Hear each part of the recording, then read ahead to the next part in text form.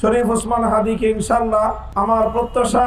আমার আশাবাদ যে আল্লাহ পাক রব্বুল আলামিন তাকে শতগুণ শক্তিশালী করে আগামীর বাংলাদেশের স্বাধীনতা এবং বাংলাদেশের অস্তিত্বকে রক্ষার এক প্রতিবাদী মুখ হিসেবে নেতৃত্বের জন্য আল্লাহ তাকে আবার আমাদের মাঝে ফিরিয়ে আনবেন ইনশাআল্লাহ। শরীফ ওসমান হাদির উপর যখন গতকাল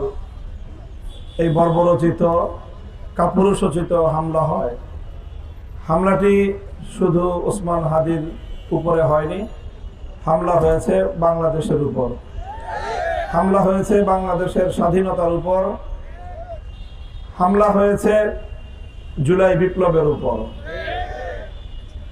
জুলাই বিপ্লব সংগঠিত হওয়ার পর থেকে বহুদিন পর্যন্ত আমি একটি কথা অনুভব করছি, সেটা হলো জুলাই বিপ্লবের যারা অংশীজন তাদের মধ্যে কোনো বিভক্তি, বিভাজন, এটি আবার নতুন করে সেই পরাজিত শক্তিকে বাংলাদেশে পুনর্বাসন করার একটি পথ। চিৎকার করেছি, অনেক বলেছি, কিন্তু মনে হচ্ছে যে আমরা জুলাই বিপ্লবের অংশীজনদেরকে এই কথাটা বোঝাতে পারি নাই। আমাদের এই চিৎকার চেঁচামেচি ব্যর্থ হয়েছে।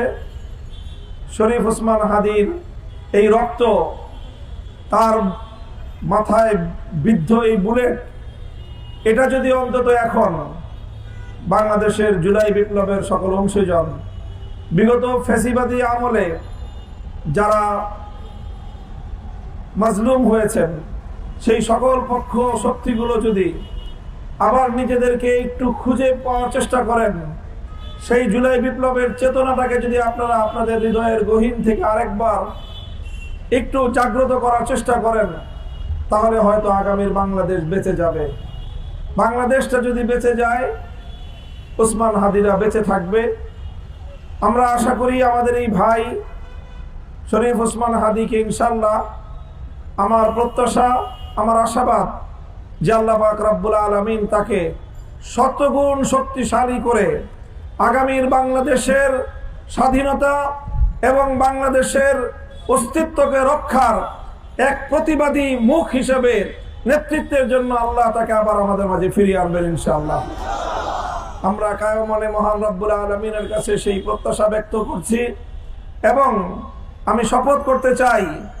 যে আমাদের এই চেতনাটাকে, শরীফ ওসমান হাদি যেই চেতনাকে ধারণ করে তার এই চরম মূল্য পরিশোধ করলো, আমরাও যদি আমাদের হৃদয়ে সেই চেতনা ধারণ করতে পারি, তাহলে আসলে